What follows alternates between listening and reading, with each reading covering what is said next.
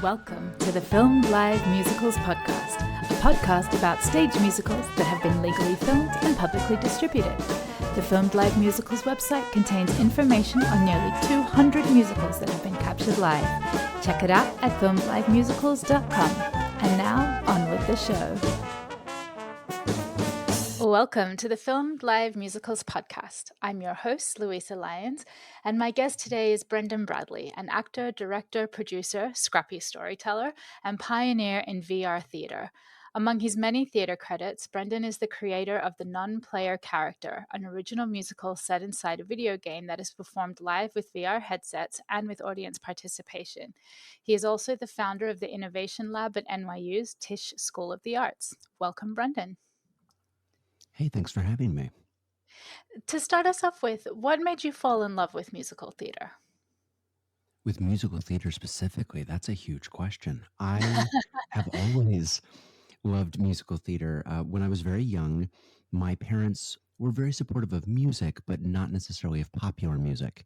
So the middle ground was being able to listen to musical theater soundtracks. And I believe I went through maybe 3 copies of The Secret Garden because I listened to it so much that I wore down the compact disc. And so that has always been one of my favorite shows, and theater has always kind of been in the background for me. And what I like to say, honestly, is that I can watch TV and film and have good and bad experiences, but I have walked out of or turned off more movies that I didn't like, but I will always sit through a theater production of any kind. There's always joy to me in the live craft of bringing to life this thing, even if it's a complete train wreck. I've been a part of shows that went entirely off the rails, but the combination of the heightened energy and lyricism of music, of emotions being that high, of the energy and expressiveness being that high, but then also just the beauty of the real chorus, for lack of a better word, of the fine arts. That you're bringing together live performance, but also live music, often live instrumentation, choreography, the movement of usually bright and large scenic elements and very choreographed costume elements. Just that kind of, in some ways, it's the best showcase of what this craft is all about, not just from the acting side, but the true craft of making theater and the kind of disciplines that all have to come together for us to enjoy live storytelling. What you're saying reminds me of a quote that one of my lecturers at drama school said, like on the very first day of class, was like, in musical theater, 1+1 = 3, because there's so many, all these disparate elements come together to create something bigger than themselves. Absolutely. Yeah, really, really beautiful. So you mentioned like watching films. Did you watch filmed theater growing up? If you count Sunday in the Park with George, but I think what's been so phenomenal about digital technology, which we'll get into the weirder sides of later, but the idea of having a camera in everyone's pocket means that you can film anything, but it also means that kind of consumer grade professional technology to create what we call a pro shot is more available to more people, which is so wonderful. But no, so growing up, there were very limited, to me at least, experiences to be able to see a filmed theater production. The best I ever saw was getting to go to, when I lived in New York City, going to the library there and watching kind of filmed productions or archived productions from a single camera in the very back, just trying to get a sense of, more for academic purposes, how a staging or a production was mounted. But it's only been, I would say, in the last decade or so that I've really been able to access things like Broadway HD, where you can really watch a production that's been performed thoughtfully on stage, but then also thoughtfully designed for how they want to create an archive or filmed version. I love the work that, for example, the National Theatre does in London. They almost have a built-in system at this point to be able to really capture everything that they bring to life on stage. Yeah. And the Theatre and Film and Tape Archive is such an amazing resource. And I loved that you mentioned Sweeney's similar era, Sunday at the Party with George. Similar, That you're close. Same writer. Yeah. Yes, same writers, so within a few years of each other. I've been researching Almost Sweeney, so it's identical something show, right? Sweeney and George, very similar. very yeah, so alike. That those kind of captures in the 80s were like such a gateway drug for millennials, that a gateway drug to musical theater, showing us the possibilities of what is available out there. Yeah. Yeah. And to me, I think that that is the promise in a lot of ways of any new technology. When we look at how we've used digital instrumentation in musicals, when we look at how we've been able to use digital lighting and effects, going to, for example, a production like Six and seeing that touring kind of set piece that has LEDs that kind of become different for each different character. I think that in a lot of ways, in the same way that we were just talking about the the promise of musical theater being the kind of collaboration of all the elements and all the disciplines, if we don't treat technology, whether that's pre-recording or whether that's other technologies, um, as a threat to the medium or as a replacement to the medium, but instead yet another tool, another department, another enhancement of the work that we love, I think that that's when the work becomes even more exciting. Yeah. Oh, absolutely. And I'm very excited. There's a new book coming out. It's being published, like it's released next week. Doug Reside, the curator of the Billy Rose Theater Division at the New York Public Library, has written a book about how technology has impacted the audience's consumption of musicals, and how musicals that embraced each technology has become are the musicals that we remember. So like, Oklahoma being the first musical to have a cast recording, and how like that was frowned upon back then, that we shouldn't have cast albums available because then why would people come see the show? And then fast forward 60 years and people are like, why should we have captures made available? People won't go see the show. Absolutely. And we see this data as well in things like Hamilton, where actually the digital availability of the Pro Shot doesn't actually lead to less ticket sales. It actually just leads to a different type of consumption. Yeah. And so I think part of it, I don't know if you're familiar with Brandon Powers, who's a choreographer, but he talks about Oh, yes. really starting to think of your work the way that Marvel does, of what are the different content verticals for the same show, because the audience that truly loves the work is going to want to interact and engage with that work in a variety of different modalities. And so just really thoughtfully building what your universe is, your own MCU for your show, so that they have what is the TikTok experience of this show, not just the TikTok experience of every musical. And I Yeah. think that we see this thoughtfully in certain shows that really are starting to break out, is that they really strategically use some component of digital technology or the internet, or a platform on the internet in a very smart, strategic way that really authentically connects you with the show or the cast and the audience. What do you think makes that authentic connection between the audience and the stage? Well, in general, I think there will always be the ritual and the tension of us sharing space with the same basic etiquette and rules. I think that's what we love about the imagery of thousands of years we've been telling stories around the campfire, is everyone knew what we were gathering around that campfire to do.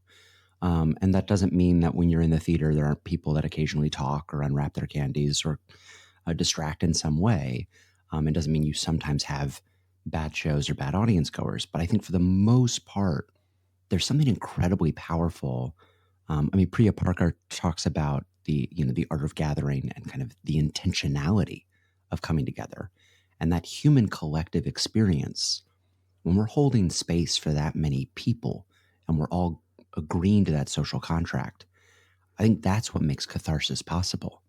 And then when we're in the hands of good storytellers, who have really accepted that invitation to be responsible for that gathering and really want to have made a gift for us to take us through, I think that's exciting. It's why we love even live music on a street corner.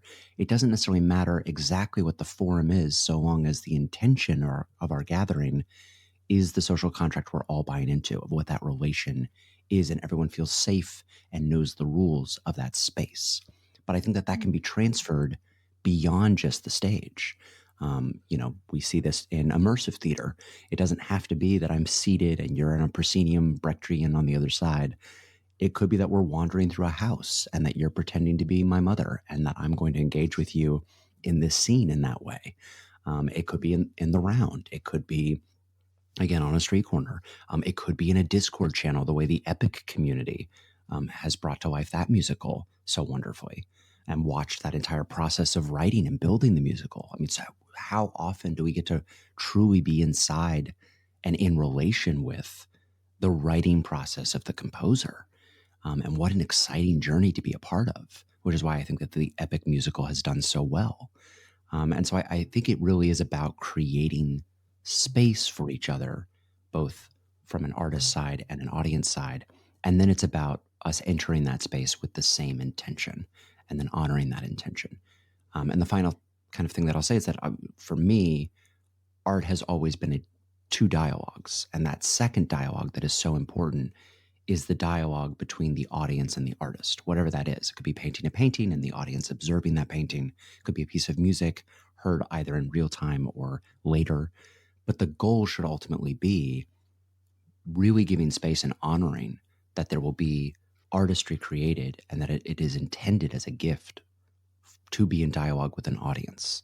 And what's fun about technology is that that dialogue or the feedback loop on that dialogue is shrinking so that we have more real-time interaction and engagement and dialogue with the audience.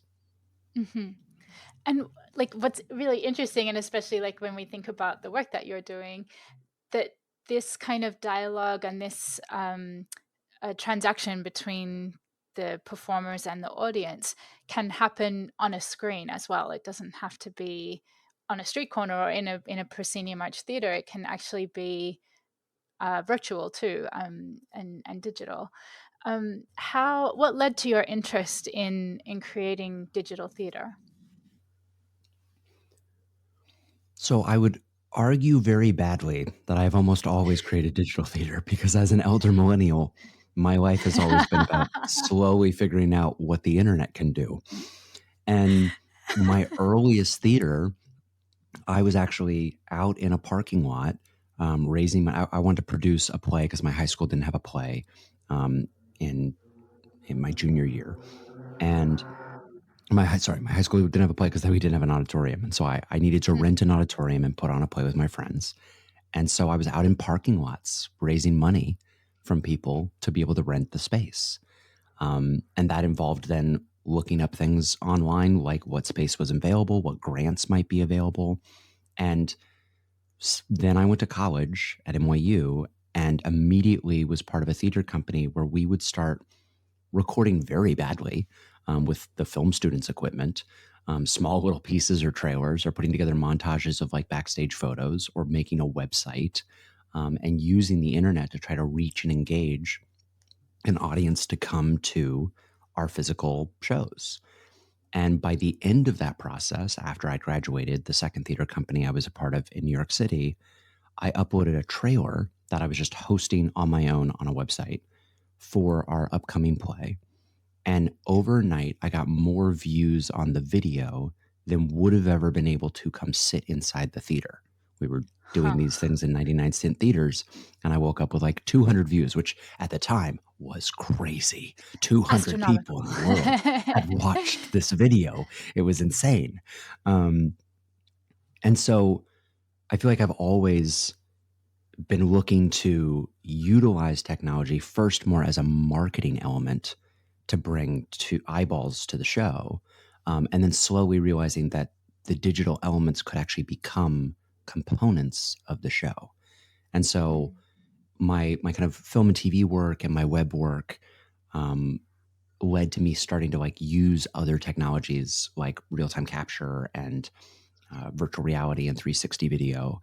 And it wasn't until COVID and the shutdown that I just realized that I had a lot of tools and tricks that I'd been doing that as people were moving towards Zoom theater, I thought, oh, I can be really helpful. I can help contribute to this moment and this community that I love, and say, hey, here's some tutorials, or here's some tricks that I've been using for 2D video. But I wanted to go deeper than that because I ultimately didn't think that Zoom was accomplishing that intentionality of gathering, that shared space, that dialogue with the audience. And so web VR is basically a 3D environment inside of your web browser. Anybody can enter it on pretty much any web connected device. Obviously, it's a much different experience depending on what device you enter it on, but it does allow everyone to gather in the same purposeful space, which is a 3D space like a video game that is then available on your phone or your computer, or if you have it, a virtual reality headset. So I released a playhouse, a free playhouse in web VR that anybody could spin up what is called an instance of. So think of it like a website template that I made the template, and then you could make your own site using that template. So you didn't have to know any coding, you didn't have to build anything. You could basically just copy and paste and start using that for your own show. And hundreds of people started using it to stage everything from courses and classes to just meetups and gatherings to comedy shows, to then theater performances, film screenings. Of course, there were some NFT bros that did some galleries, but it did allow a lot of people to start exploring this tool. And then I started getting just asked a lot of questions about, okay, so how does virtual reality really apply to theater? Which has then turned into the last 4 years of my life accidentally. When I'm watching some of the VR stuff, like when it's avatars in the space rather than people, there's a little part of me that's like, it feels a little bit uncanny valley. Like I know I'm watching a person, like an avatar of a person, and I know a person is moving and such. How do you think we can, or where is the technology going to kind of bridge that gap between watching something that's like computer generated versus watching a real life human? Sure. There's a variety of different philosophies on this. Mm. I think that for me, where I sit with it, the technology has already increased and is increasing, and some of that, the uncanny valley on the other side, the other side of the uncanny valley is actually for me more disturbing. Is I don't actually necessarily want a truly photoreal, one-to-one identical humanoid avatar. Because what I like about theater is it's a medium where a scarf can become a character. Mm. I'm on stage, I pick up a scarf, I throw it around me, and now suddenly I change my posture. And as an audience, we buy, oh, you're now portraying somebody else. That's lovely. And what I love about the expressiveness currently of virtual reality is that it kind of has the same, it's equally bad for everybody. And so there's actually not a way you can buy your way out of a lot of these problems. So true independent art is handcuffed by the same bandwidth restrictions as AAA video games or as Disney. And so you're really getting to see just how is the storytelling, what is the artistry or the lens of these creators, and you kind of get to watch the work without the classism of who can kind of solve the technology problems or the staging problems or buy the better theater or get the better props. Um, but we will get to that place. And there's for example pre-rendering, which is not what I'm doing because it's web based. If you treat it as a downloadable experience, like a game that you're going to download that then happens to have some real time components that the actor can be inside of, you can get incredibly detailed and close to human moving and interacting avatars. Um, Unreal Engine is one of them. And there is a whole group of people that are really excited about kind of real time, very similar to human photoreal uh, rendering. Yeah. Um, And I think that we will get there. So I think that for those that's the hiccup, I think it'll solve the problem. But to me, and my own geeky snobbery, I feel like, but the craft is being in a black box theater and getting Yeah. to watch the work. And really, what it comes back to is I think that all virtual reality is puppetry. All I am doing is puppeting.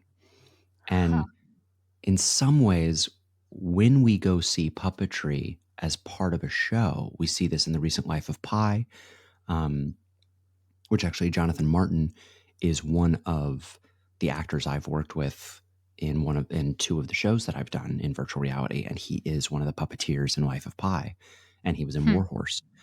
Um, we want to see that work being done, right? We want to see the puppeteer Mm. and the puppet and get to watch the dialogue or the chorus between those two components or departments of the show. And I think to the I don't know if you saw the recent Into the Woods production, but No, the I didn't. choices. I don't want to spoil it for you then, but there is delicious moments of puppetry with the cow in Yeah. which they are self-aware that it is a puppet on stage. They fully embrace that, and then they milk that, for lack of a better word, for all the comedic potential that affords. I see what you did there. I didn't even mean to do it. I'm so mad they didn't film it. It was playing on Broadway when I was still not feeling comfortable about being back in the theater, and I'm so mad that I missed it. I just heard nothing but good things, and Well, it's oh, my touring heart now. breaks. Yes, it is touring. I should see if there's somewhere kind of close to New York that I could get to it. But I love this idea of the VR as puppetry. I think that's a really beautiful metaphor because there's a part of me, like, just to play the kind of devil's advocate, why don't we just film people? Like, why don't we just film people in a black box theater? Why do we need to do the VR stuff? Are you asking? Yes. Cool. No, because I love this question. And everyone will have a different opinion about this question. I think that from where I sit, to honor that question would be to also ask, well, then why do we need a drum? If you've ever been to a theater where they can truly, Mm. using hydraulics, switch out the entire scenery and move the entire stage around. Why do we need a rotating stage? Why do we need electric lighting? All of this is an enhancement of Mm. live performance because it is just another form to me of puppetry and mediated performance. However, the thing that VR affords that I think is worth any sort of pushback that we're not getting to just watch people live is the the use of immersive technology does really invite you to co-create and enter a storytelling and experience in a way that we've never had before. The closest Mm. we've come is if you've ever been to a show where you get to sit on stage, or if you think of a magic show where they bring up an audience participant,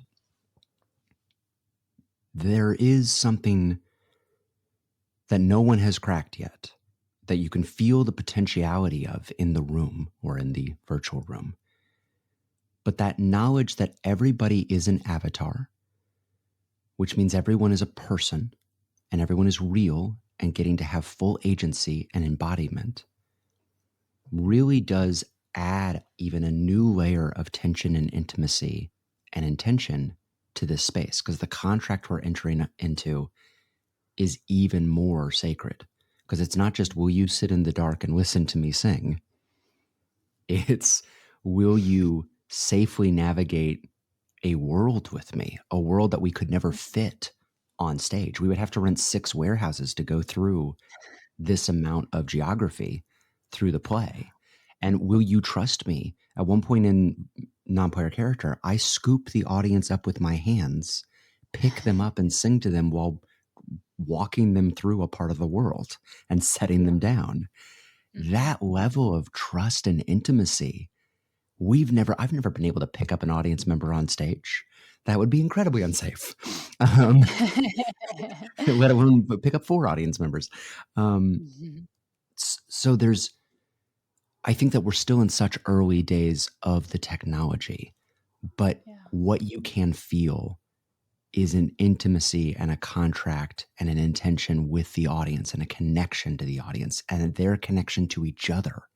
That this is a truly co created collaborative experience. And that idea of no show will ever be the same. But what brings us back to the theater again and again is each night is different. You're not seeing the same show twice. You never know what's going to happen. And when you're in virtual reality, you never know what the audience is going to do because they do have full agency and embodiment. And the final layer to that, which has its pros and cons, is that by being represented in avatar and not photoreal, I think it really invites our audience to not be caught up, distracted by their own physical presence.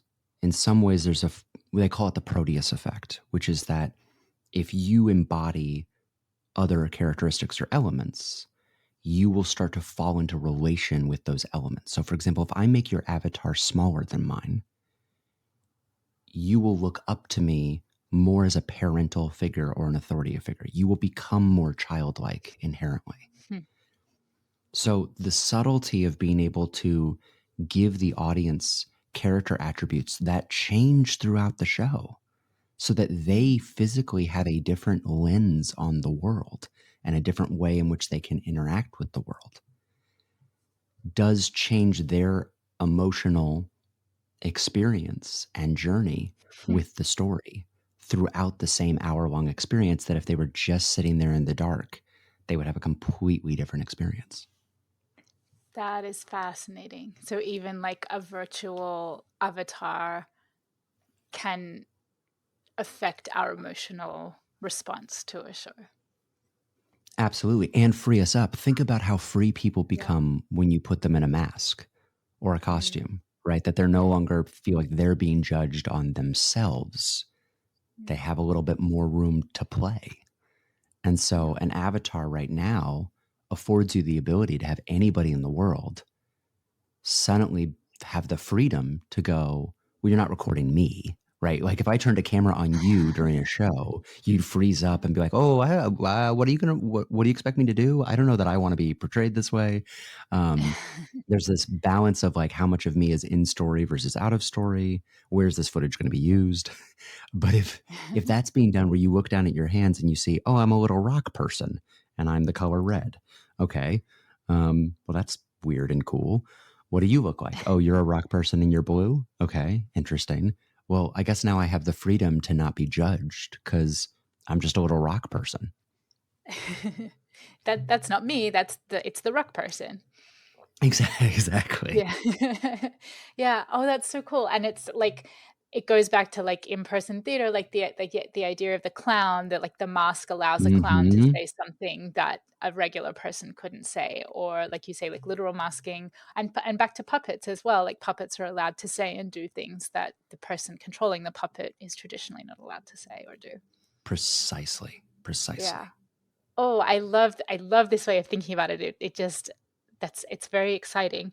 Um, I want to dive a bit into future stages hosted at the Museum of Science in Boston in 2020. I This performance is like unbelievably amazing. It's like a lecture performance demonstration. Can you talk us through a little bit about what future stages is?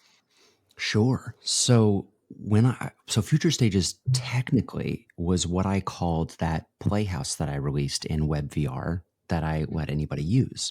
But at the time I was also just creating tutorials for every type of modified digitized performance that I could come up with to share with the theater community trapped at home.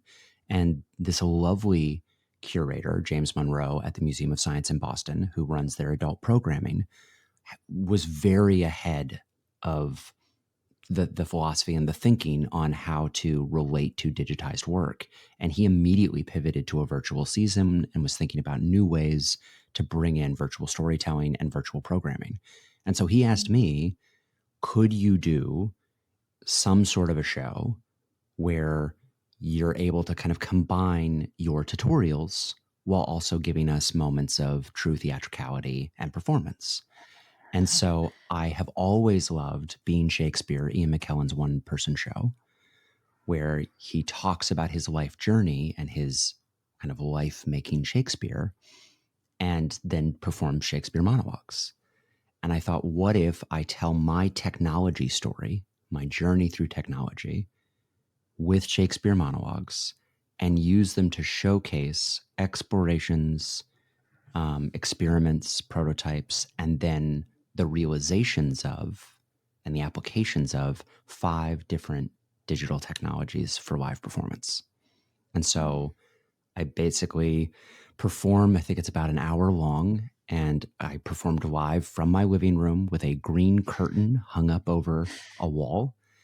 And by the end of the show, I physically tear down all the tech. I strip it all away so that you can just see me in my living room pulling down all the tricks to give a Tempest monologue that now my spells are broken, and just look at the audience trapped at home, telling them, hey, this was me the whole time, and thanks for coming. Mm. And then we did a Q&A after where I answered questions and literally walked people again through some of the more technical back end of what I was doing.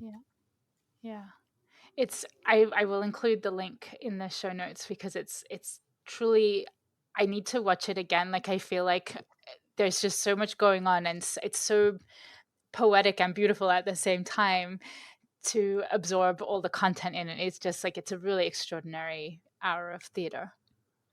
That is so kind. It was kind of my lifeline through COVID. It was a great distraction to give me some sort of purpose and intention to think of what was the optimism of being able to still reach an audience on the other side of this and tell this story.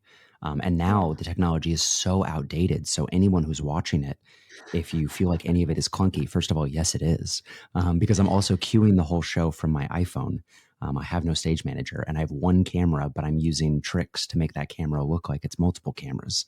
Um, and so everything that I do in that performance, if you think that's interesting, but it isn't there yet, I agree with you and know that that technology has gone a long way. And there's very cool tools that you could be using to combine those elements in your own live performance. Yeah. Isn't that like crazy? It's only 3 years old and it's already And it's how very far we've outdated. come in Yes. 3 years. Yeah, that's incredible. I'm curious. I want to get to non-play character, but I how do you rehearse something like this? How do you what is the process behind putting something like that together? Sure. So it's pretty much identical for both shows, for the Future Stages performance that I did for the Museum of Boston, but also for non-player character. You know, Mm. Future Stages was basically a TED talk with 5 different live performance monologues using different digital technologies. And for that, I just started rehearsing and recording. So I would record as I was writing, as I was rehearsing, the same way I would workshop a one-person show. And what was terrifying is I've produced a lot of one-person shows. I've attended a lot of one-person shows. I have a lot of friends who have done incredible solo performance. It has always terrified me as a medium. I think it is so brave to be able to go up there alone and have no one that is going to be able to save you or come interact with you. Um, but so part of that was me learning how to be brave enough to do a solo show. Um, Mm. but I think that you are basically that dialogue I was describing with the audience as the second important dialogue. The first important dialogue for any artistry is the dialogue between the artist and the technician. And that technician is the internal application or execution of your own technical craft or ability. That could be my we call it our physical instrument as an actor, could be playing an instrument, it could be painting with a painting brush. But I believe that what you're watching when you're watching the creation and performance of live work is a dialogue between an artist and their technical ability. And what we love about watching a true craftsperson is how finely they've honed that ability. And those are those breakout performances that we see where all the stars align, all the departments align, and you're watching just someone who's operating on a 10, right? You're going, wow, they've really found their medium, their character, their voice, their craft. And I think that when you're developing or working in these mediums, these modalities, because we have access to recording, I just record everything. Now, I don't have enough storage space to save everything, but it means that I started just by recording myself in my living room with the bad pages I'd kind of beat it out of what stories I wanted to tell, what monologues I wanted to do. And then I would watch it back, in many ways. There's watching theater recording as a viewer, as an audience member. Once it's done, from day one, I was watching this thing like it was the final recording and seeing what are the things that are working, what are the things that aren't, where am I getting bored, how does the camera move or change, the lens onto this story in this moment. And so I would just take full passes at the show as I was writing and developing it to really get it in my body and to figure out what the single camera wanted from the story and what kind of helped showcase or reveal the storytelling and the demonstrations that I was doing. For virtual reality performance, it's very similar. And you will love that one of the very first things in all of these platforms that creators have asked for is a mirror. So we are all creating ballet studios in virtual reality where we can just watch our avatar move so we can truly understand, how is this expression working? Oh, that doesn't really translate. Okay, what's a different way using mask or posture or gesture that we can convey that experience or that emotion? And so a lot of virtual reality is also either recording a kind of third person view, like a video game or a cinematic of what I'm doing, so that I can watch it back and see what is being conveyed or not conveyed, what is translating or not translating, or to have a physical mirror in the space that I can observe in real time and really refine the puppetry. Yeah. As you were saying that, I was like, it reminds me of the like Sesame Street puppets, like where they have Yes, screens, that the actors have screens underneath the table that they're watching in real time to like to see what is happening above their hands, above the absolutely. And table. if you've watched any of Yeah. the Dark Crystal documentaries, which are phenomenal, about how they brought those puppets to life, um, again, I don't know that I would have ever considered myself talented enough to be a puppeteer, but I am now basically spending the majority of my life puppeting these virtual characters, and a variety of different virtual characters that are all rigged and mapped different ways. And I think that it so translates one to one to how you would do this work in physical space to how you do it in virtual space. Yeah.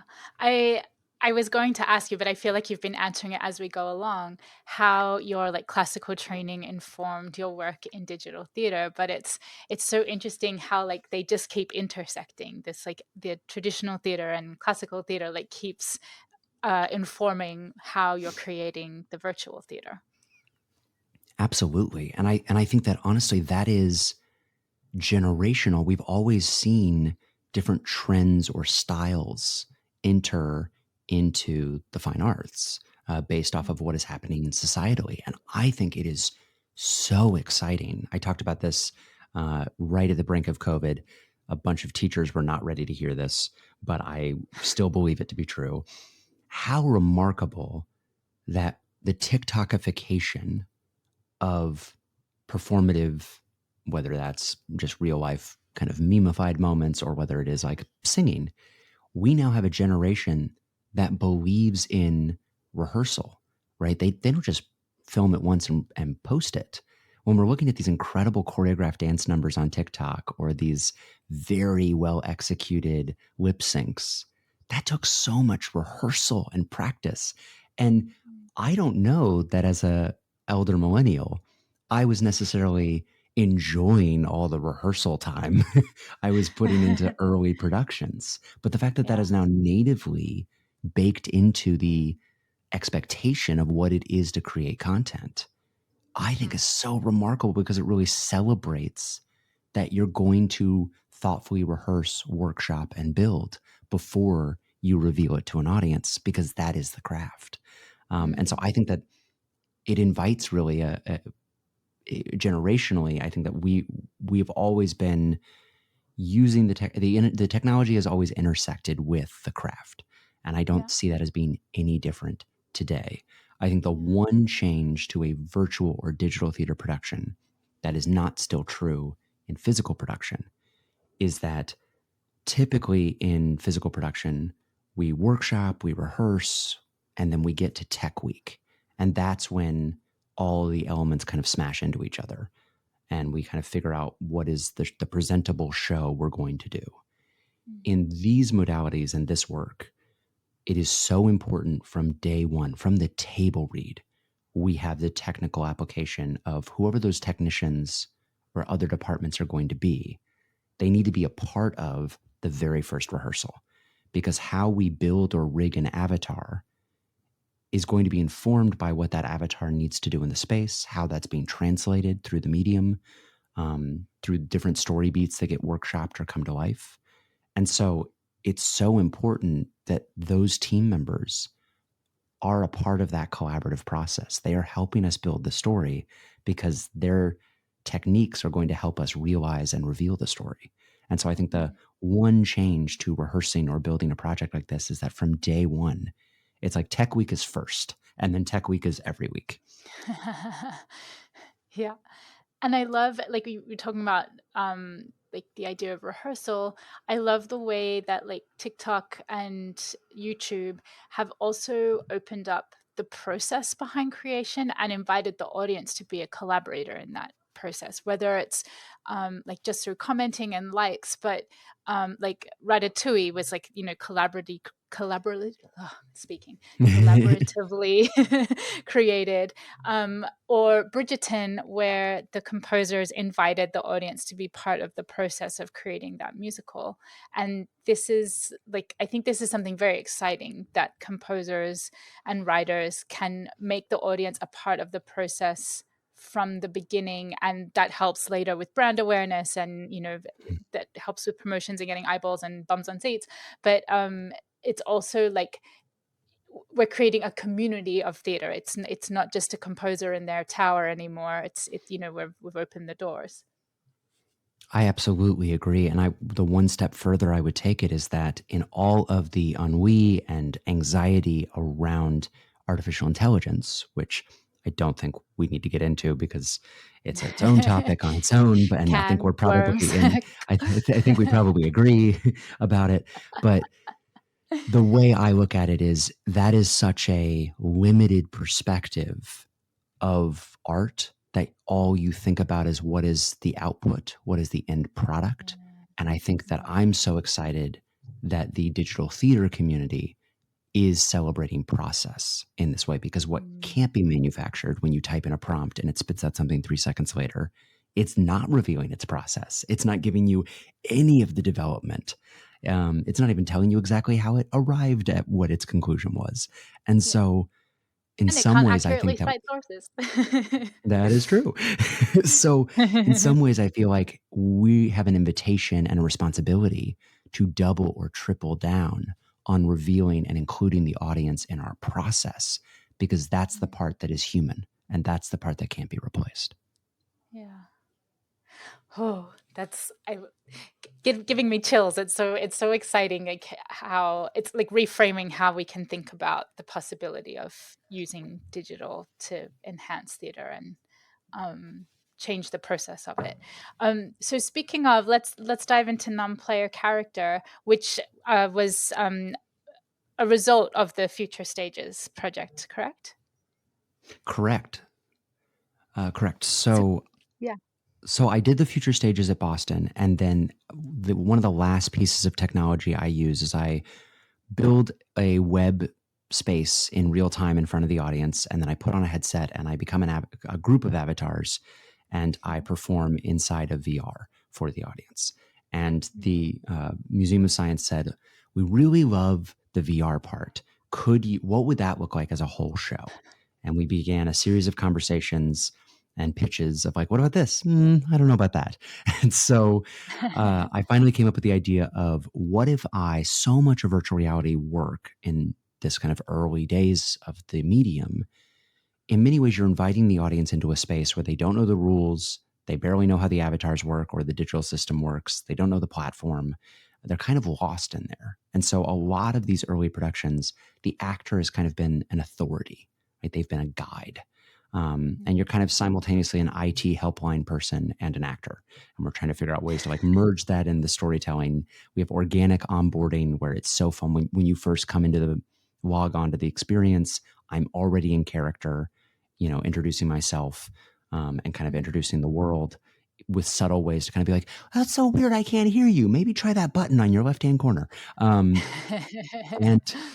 so what I really wanted to explore was, what if we actually inverted this relationship? What if I'm helpless? I'm just a character in a world that doesn't really know what to do or what happened. And I completely rely on the audience to get me through it. And it gives the audience the full agency and empowerment to co-create the narrative with me and to kind of be a caretaker for me. And through that act of caretaking, find connection. And so we then really strategized what this world would look like and what would be the main story beats we'd bring the audience through.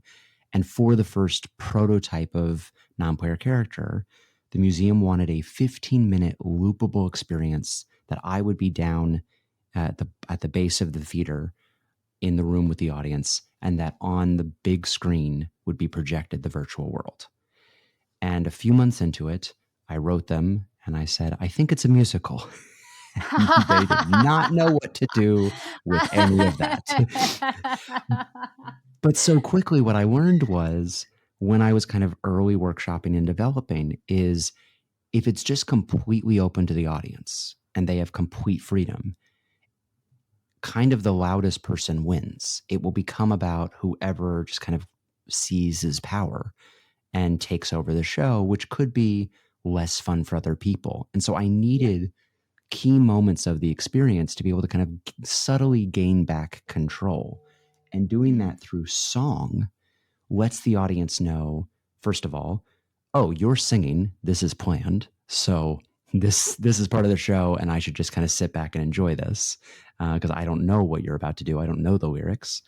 But also, it's a heightened level of performance, so that even if it gets a little stale in some of the improv back and forth with an audience member, or they take us over to a part of the world that's a little less exciting, I can then scoop the energy with live performance, with a true spectacle and theatricality. Um, and so we began really kind of designing this 15-minute loop experience. And the reason it needed to be a musical was, there's all this onboarding to get somebody in, like I was mentioning, in character, helping them with the controls, helping them understand where they are and how this works. Sometimes, like I said, we put a mirror in and we say, hey, come over here. That's what you look like. Do you like your avatar? Um, but there was no Here's how you offboarding. lift the rocks. Here's how. Exactly.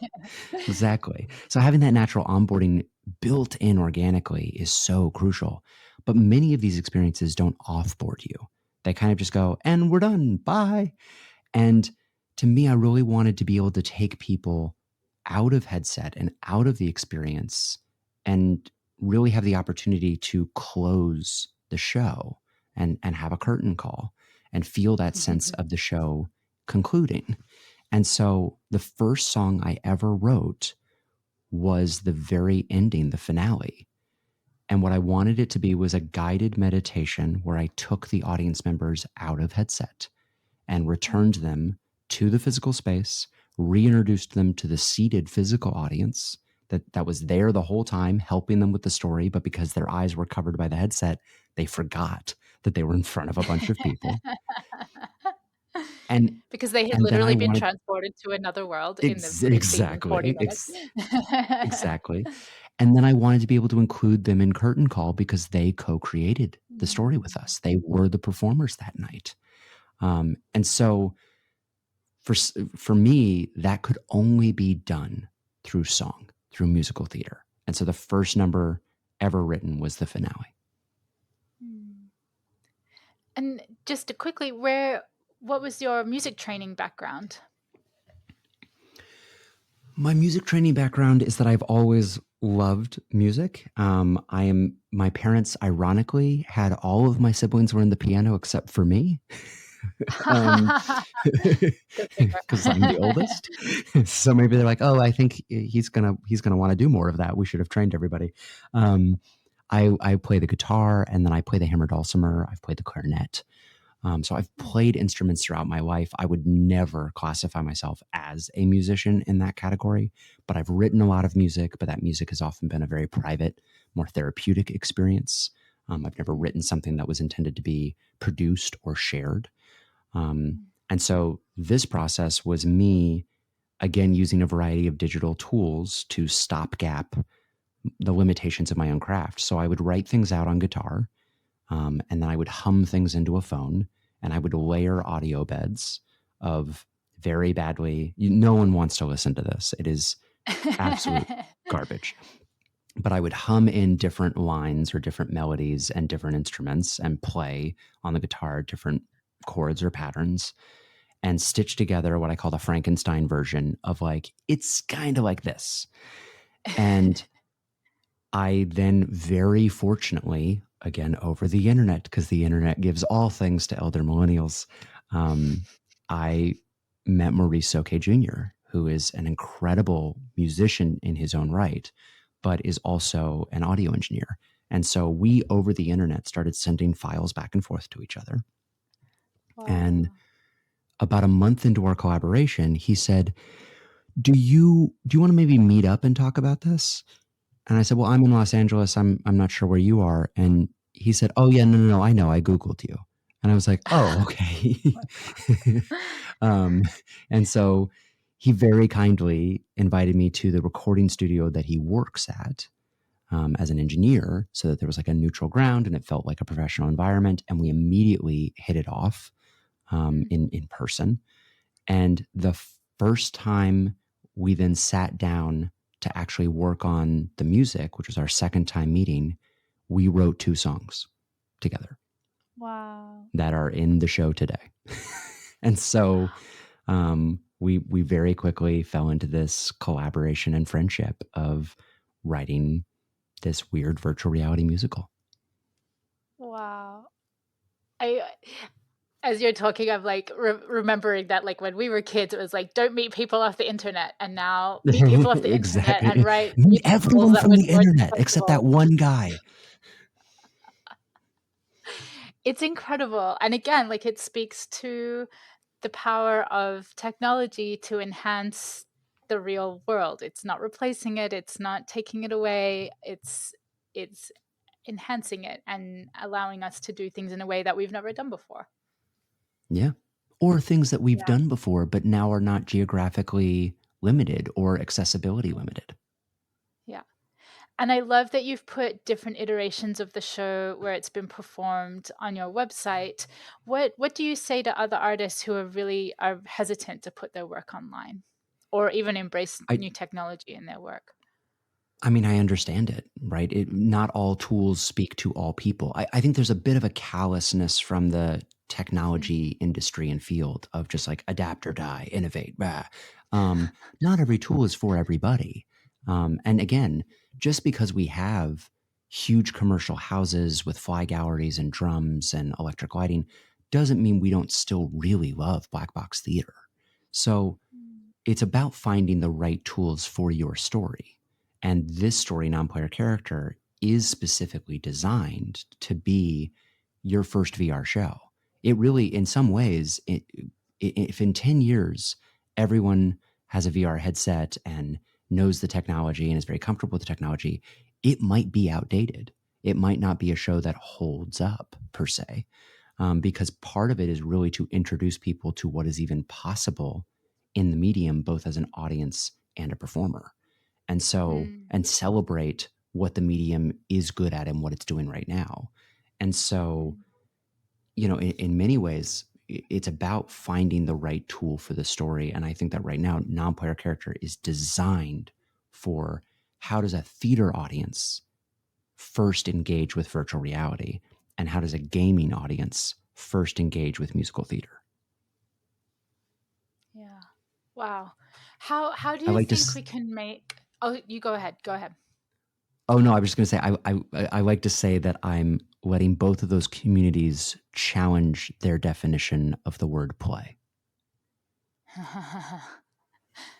I like that a lot. How do you think, like you mentioned, when maybe in 10 years everyone will have a headset, how a VR headset, how can we make the access to this technology more equitable? So to me, I think that the access, this is why I'm so in love with web-based virtual reality. I think that Tony Parisi is an academic and technician who's been a part of VR for a very long time, since the 80s. And he talks about the 7 rules of the metaverse. And in a lot of ways, this kind of like culture and philosophy of what we need to do to have a healthy metaverse or a healthy virtual reality. Because if we think of the metaverse not as the kind of hype word and Mark Zuckerberg and all that, but just as a 3D extension of the 2D web, you're just being able to go to a website and step inside of it, then we want to keep it open and free and accessible like the original internet. In many ways, it's about Mm, creating healthy universal protocols that anybody can then come up with their own application for. We're not defining how you use 3D immersive technology. It's an invitation of we're going to keep the door and the culture open for people to create and explore and experiment, like we did mm, with the internet. And so I think that the first step is using the device people already have to begin engaging with 3D responsive real time content or spaces, mm, which is tricky because we're not all on the same time zone. So it involves a balance of what is the persistent living experience that you could enter at 3 o'clock in the morning, even when I'm not there, and then what is that layer of live performance or live interaction or responsiveness that goes on top of that so that you don't just feel like you're talking to a customer service bot in the space, mm. that you Yeah. actually are connecting and meeting other people. Mm. Oh my goodness. I feel like we have barely scratched the surface of all the things that we could be talking about today, but we're running a little short on time. Um, I I would love to invite you back to talk to dive deeper because there's just so many more questions that I have. But this brings us to my final segment. It's called My Favorite Things, where I ask you my favorite questions. These are a few of my favorite things. To start off Oh, with, what is your favorite musical? well, I answered this right at the top. It would have been The Secret Garden growing up because it's the musical I listened to Mm. the most. However, when I was in New York, I saw Thoroughly Modern Millie 30 times. 30 times? Yes. That is And I think amazing. it is a triumph. It is an utter triumph. I love that show. I'm so mad they didn't film it. Uh, do you have a favorite? Do you have I a could probably favorite quote it film? and perform it for you if you want to just kind of have someone recreate it in real time. And go with a full Sutton voice, please. Um, Exactly. I'm sure you could use VR to create an avatar. Absolutely. um, do you have a favorite musical filmed live on stage? Ooh, filmed live on stage. Again, I think I'm going to always be biased about the Sunday in the Park because, in many ways, it, I didn't know you could do that. It was a first time muxing of the mediums of really seeing, for me at least, a stage performance in all of it. So you could feel and hear the audience. You watched kind of different moments and shots and angles. It was very produced, and it is in many ways for me the kind of ultimate production of that show, the defining production of that show. Um, I don't think anybody can hear George without hearing Mandy's voice. Um, No. so I think I would have to say, sorry, is this supposed to be a lightning round and I'm just like pontificating and like No, telling big I this is stories? why I love this round because I love how people just like become nostalgic and like the the love comes out. It makes me so happy. So a filmed live musical is not exactly a stage show and it's not exactly a film. So what should we call it? Well, But I think that it is. Because here's what I love about a filmed live stage show. Because first, yes, it's a mouthful, but I think that it really it encompasses what it truly is, which is you've taken a work of art that you had to stand up collaboratively, right? You've had to scaffold these layers of first it started at a table read on the page. It started on the page. And then we stood it up. And then we started dressing it up with all these elements and these departments to bring it to life for a in-person seated audience.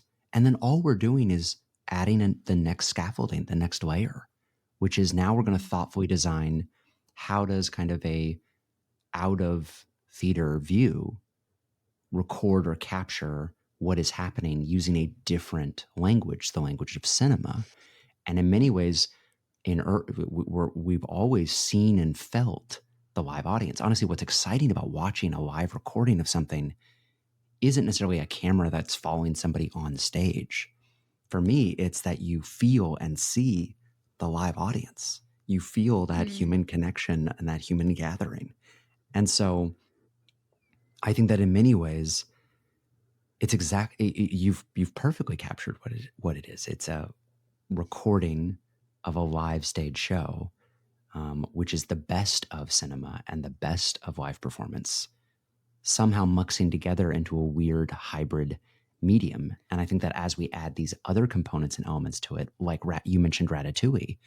Ratatouille was this odd recorded meets live meets remixing meets odd dub culture experiment on TikTok. And if you just did that without TikTok, if you just threw that together and put it on Netflix, it might feel really weird, actually. You might be, because you wouldn't have the context of the structure, the theater, which is the platform. You know, the edifice almost in many ways is the platform that it's being built on or the technology that's being used. That is the scaffolding. And so in many ways, I feel like it's just another component of the production. If you allow it to be, if you just sit there in the back and turn a camera on, it's the worst seat in the house. Nobody wants that. It's enjoyable academically, but again, it isn't for storytelling purposes. That is just documentation. That's just archive. But when you think about it as a storytelling tool, I think it can work in chorus with all the other elements that have come before it. Yeah, absolutely. Where do you stand on bootlegs? Bootlegs are tough. There is obviously enjoyment of wanting to capture something and record it. I think that we have to, going back to what is the contract that we're entering into to go to the theater? What's your intention? What's the goal of recording and capturing something unsanctioned like that?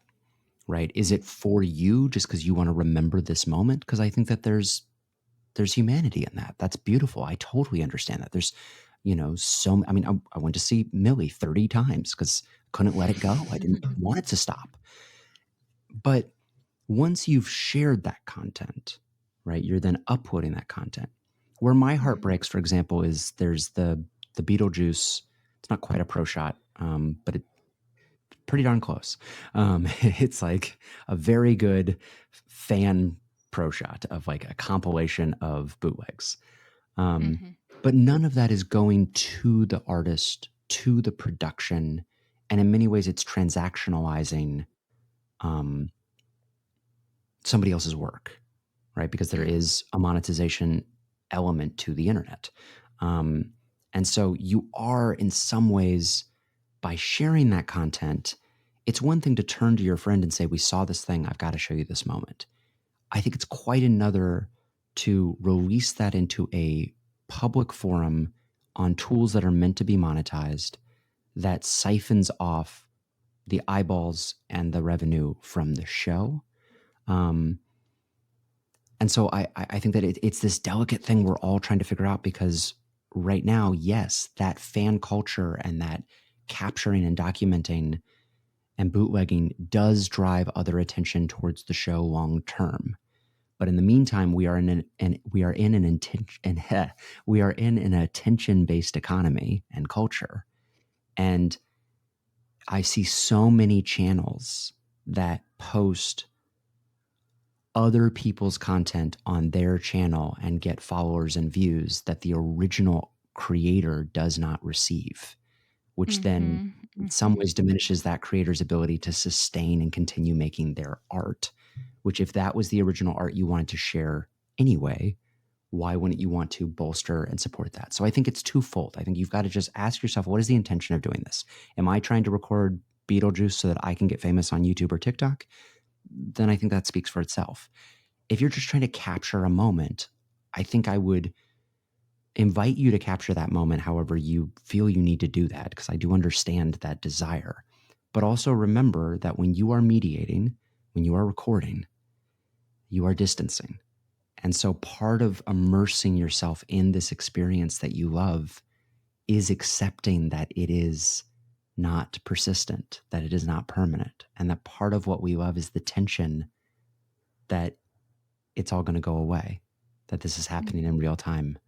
And the grief of that, the humanity of that, the impermanence of that, I think in small ways is not only are we sometimes telling stories about what it is to human, we are experiencing what it is to human by living through storytelling, because the story is going to die. The story is going to end. And we have to make peace with that. And it's almost like the dress rehearsal for life. And you probably shouldn't skip out on the dress rehearsal. Oh, that has to be the most poetic answer I've ever had to that question. Wow, that was very profound. What stage musicals do you wish had been filmed on stage? Oh no. Apart from Thoroughly. Oh no. I mean, so many. So many and so few, right? Like I think I don't want to contradict my own position. Like it did never occur to me to record something while I was watching it. And I have enjoyed looking up clips of things that I didn't get to see. But I think about, for example, like Boy from Oz was absolutely extraordinary. And there is an archive of it in the library. But he didn't leave stage for 2 hours. Like, it was insane. Like, it was insane. I don't know how he did it, honestly. This is Hugh Jackman in Boy from Oz. And getting to watch him truly, like, speaking of a scarf becoming a character, he would put on a jacket and become, like, 10 years would go by in his character's life. And he would suddenly then be in the next scene, full on singing and dancing. And I don't know that you can capture that in a recording in a way that is as satisfying as watching someone do it in real time and realize that it's happening. So yeah, similarly, like what I do think is true, what I would rather actually say is, now that we have the technology, what I don't know that I totally understand, and I don't know what the nuance to this is, but I think that we're almost too precious about the cast recording, both as the album and as the pro shot. I think we have an opportunity and an invitation to, when someone new comes into the role, we release it all over again as a celebration, or maybe wait until that person's last performance, then we record their last performance or something like that, if you don't want to like challenge ticket sales. But I think we have an opportunity to really see, because when you look at, for example, Waitress and the variety of people that have brought that to light, yes, of course I want to see Sarah do that, of course. But at the same time, I also want to see Shoshana and Justin Mueller. And exactly. Yeah.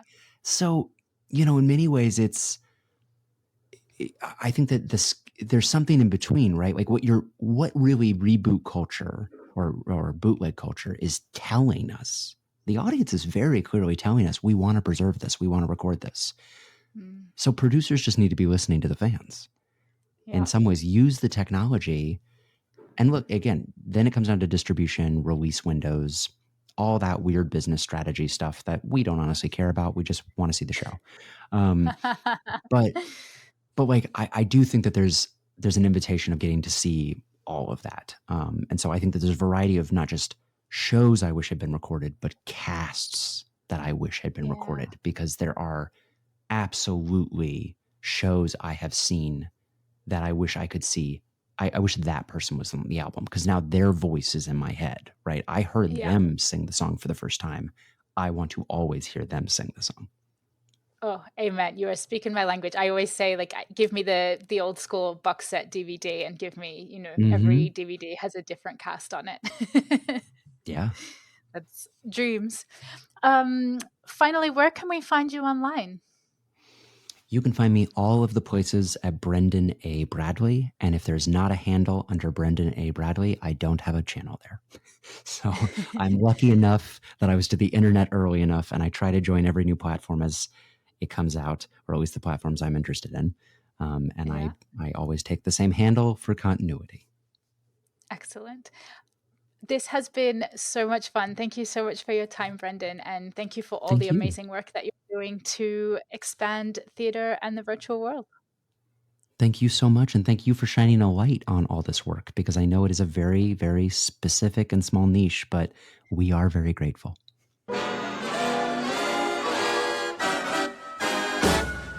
The Filmed Live Musicals podcast is created and edited by your host, Luisa Lyons.